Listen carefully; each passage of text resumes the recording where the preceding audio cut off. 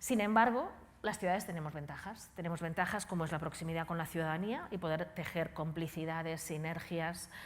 tenemos creatividad, cuando pues, faltan recursos normalmente se estimula mucho la creatividad, tenemos una gran tradición de cooperación entre nosotras, o sea, a diferencia de los estados que se pasan el día compitiendo, las ciudades estamos muy acostumbradas a cooperar para resolver problemas compartidos. Y yo creo que esa forma de actuar, en parte por vocación, en parte por necesidad, creo que también hace que seamos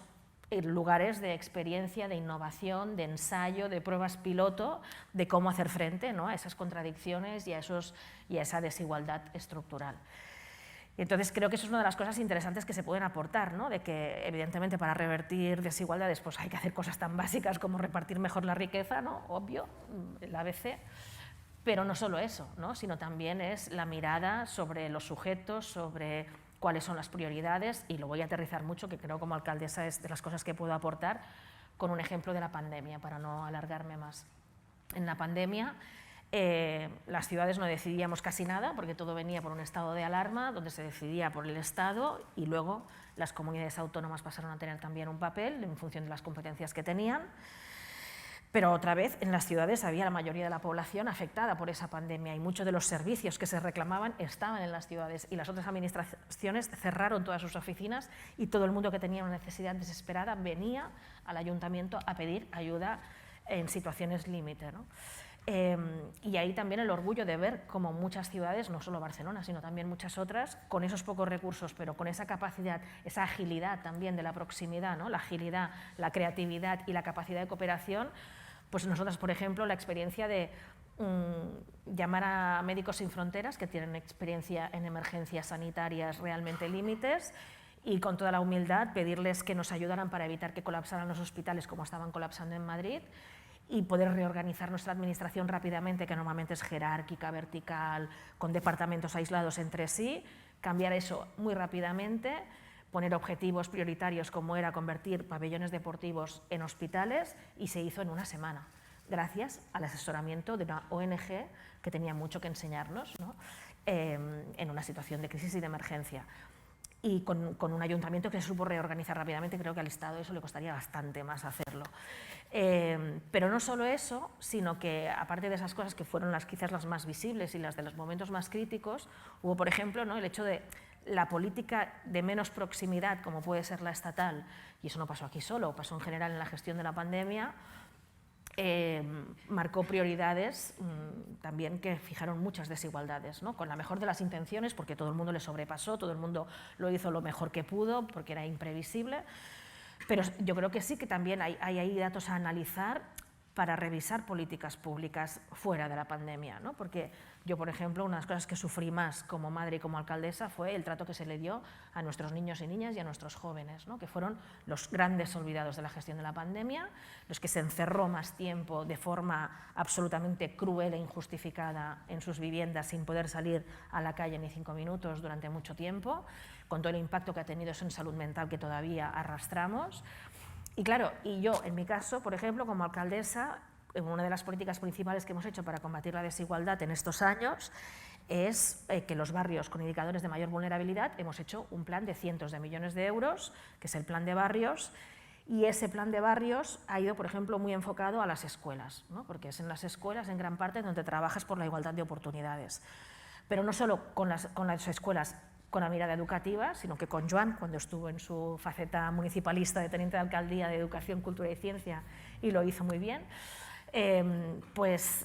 añadiendo la mochila de la cultura como esencial para luchar por una igualdad de oportunidades real, porque no solo tienes que acceder a servicios públicos básicos para tener igualdad de oportunidades, sino que también tienes que tener una serie de conocimientos, relaciones sociales, etcétera, para realmente acceder en igualdad de condiciones a muchas cosas en la vida, ¿no? Entonces, llevar la cultura a las escuelas más vulnerables de los barrios más vulnerabilizados se convirtió en una de las políticas de este plan de barrios en muchas escuelas de barrios con situaciones muy duras, ¿no? Claro, yo he visitado las escuelas desde 0-3, las escuelas Bressol, las escuelas de primaria, antes de la pandemia, por ejemplo, en Ciudad Meridiana, que es el barrio que sufre más la desigualdad y con más injusticia de nuestra ciudad. ¿no? En la periferia máxima, con unas situaciones muy duras. Y he ido a visitar las escuelas y he estado hablando con los maestros y maestras. Y te explican cómo es de importante la escuela para que niños coman bien al menos una vez al día, para que niños vivan en un entorno pacificado, sin violencia, para que niños y niñas aprendan a relacionarse, además de acceder a conocimiento, y además te explican también el punto de inflexión que fue cuando pusimos los programas artísticos de refuerzo, y esos niños y niñas no solo van a la escuela a sobrevivir y a estar en un lugar pacificado y a estar con los demás con otro tipo de relaciones y acceder a alimentación, sino que además acceden a la cultura, por ejemplo, a aprender a tocar un instrumento musical, cosa que en su entorno jamás habría pasado de forma espontánea, ¿no? Claro, cuando ves esos procesos, lo transformadores que son, lo importantes que son para esos niños y niñas en concreto, y de repente se cierran las escuelas de forma indefinida, la angustia que tienes como alcaldesa de saber esos niños y niñas que tú has visto, que sabes lo que están viviendo en casa encerrados y que sabes de lo que están siendo privados al no acceder a la escuela, es evidente que los costes y el impacto en la desigualdad y en la infelicidad y en el sufrimiento de esos niños y niñas es 1000 veces mayor por estar encerrados en casa, por mucha COVID que haya, que no por ir a la escuela y eventualmente poderse contagiar del COVID, ¿no?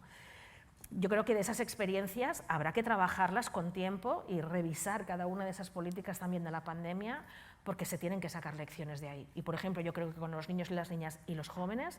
las administraciones adultocéntricas están muy en deuda, pero muy en deuda. Y son ellos y ellas las que tienen que hacer las revoluciones que necesitamos. Son ellos y ellas las que tenemos que dar toda la fuerza, toda la ilusión, toda la alegría, todas las herramientas para que cambien tantas cosas que no funcionan en este mundo con múltiples crisis. Entonces, lo último que tenemos que hacer es desempoderarles, encerrarles en casa, minusvalarles y silenciarles. Es exactamente lo contrario. Por ejemplo, creo que eso en la gestión de la pandemia ha sido de los puntos más críticos que se deberían teorizar, visibilizar para que no se vuelvan a repetir nunca más. Al mismo tiempo, también creo que le tenemos que pedir a nuestras universidades y centros educativos que se abran más, que sean más porosos y que no solo sean lugares, pues eso, de acumulación de conocimiento y de transmisión de conocimiento, sino de creatividad, de innovación, de proactividad, de propuestas para un mundo que enfrenta enormes retos, grandes crisis y que necesita mucha imaginación, mucha cooperación, mucha creatividad y mucha proactividad. Y en ese sentido, ¿no?, necesitamos quizás pues, centros educativos y universitarios, ¿no?, porque la superior no son solo las universidades, pero eso, que sean más porosos que nunca, que sean más híbridos que nunca, porque estamos en un mundo cada vez más híbrido, cada vez más en red, donde tenemos objetivos compartidos y todos tenemos que ser ágiles, ¿no?, para reorganizarnos y hacer que todo nuestro conocimiento o lo que podamos aportar cada uno de nosotros se pueda alinear para conseguir esos objetivos comunes.